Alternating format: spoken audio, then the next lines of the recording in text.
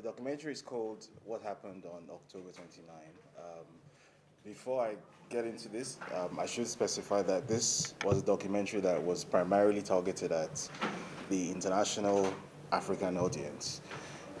It's not necessarily a documentary which was specifically intended to speak to a Tanzanian audience, although a Tanzanian audience is also included in the African audience. Now, the purpose of this documentary was to tell a story that I thought needed to be told, which is that often when we see political events happening in our countries around us on the continent, we assume very naively that these events are only happening because of local factors.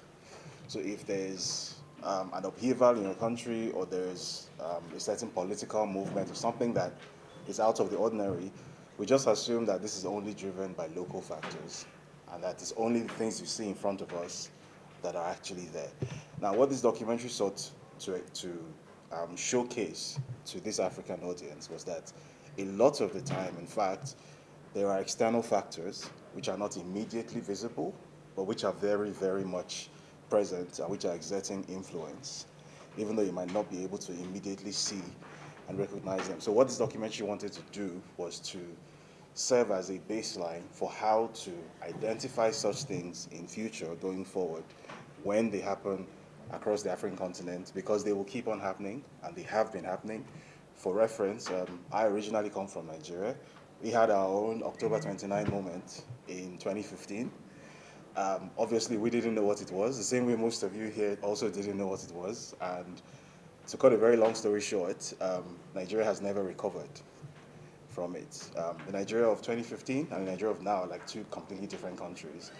Because again, we didn't understand what we were dealing with, and we just went along with an agenda that someone somewhere had cooked up for us. So the purpose of this story was to establish to an African audience how to recognize these things going forward, and then potentially deal with them as they arise. So what this documentary did was that it outlined the background story to the events of October 29. So the documentary doesn't really spend that much time focusing on the ins and outs of what actually happened on the day, because I think those events have been, analyzed to death. What it really set out to do was to establish the background to it, what led to those events of October 29. Because when international media told the story that they told was a very flattened, two-dimensional story. So the story that they told was your typical African dictator story, which we've heard 1,000 times. That there's this, stereotypical African dictator, this time happens to be a woman, which is unusual, and that this person did what African dictators do. There was a fraudulent election, declared 90-something% of the vote, then people rebelled, and then she killed people, and that's the story that was sold. It's a very simple, very believable story if you don't understand the actual background to what happened. So what this documentary did was that it delved into what was the political context of the events of October 29. I'll give a review of the presentation of what a beautiful documentary that was done by Brother David here. Two things that I would like to mention to you as media. Number one, would like to challenge the Tanzanian and the African media houses to stop peddling with lies. We want to challenge you as journalists that your contract of reporting and the quality of your reporting must be true. We are aware that some amongst us, they look through history in these lenses not to look for truth, but to continue collecting money from multinationals and they continuously pass on wrong information, which informs both the domestic market and the international market. He is from Nigeria, living in Ghana. You all are from Tanzania. You all are from Tanzania. But the news that came out of Tanzania to the world, it seems all of it was peddling with the same lies that CNN, Sky News, and Al Jazeera were saying. So the question I want to ask you is, news people, are you serious in terms of reporting the truth?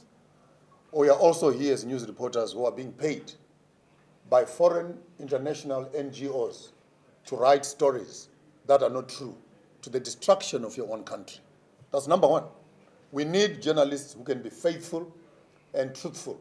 We are not saying stand with the ruling party. We are not saying stand with the opposition party. We are saying stand with the truth. The figures that came to the world is that 20,000 people died.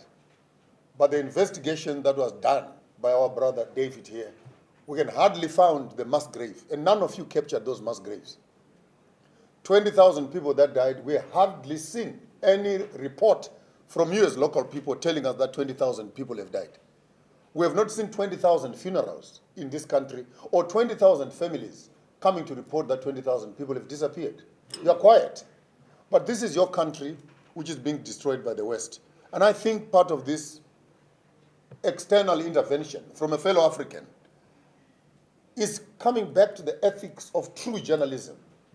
If you say you're a journalist or an investigative journalist, what quality of information goes through your pen, goes through your videos? What kind of information are you feeding the nation? And based on what you are feeding the nation, the international community is responding to that. Are you doing responsible reporting? Number one. Number two, you as Tanzanians also, you need not only study Tanzanian politics, opposition politics, party politics, you also need to start improving your minds to understanding what we call regional politics. And from regional politics, you need to understand international politics. The regional politics is that Tanzania is our Strait of Hormuz. Did you hear me? Tanzania is the Strait of Hormuz.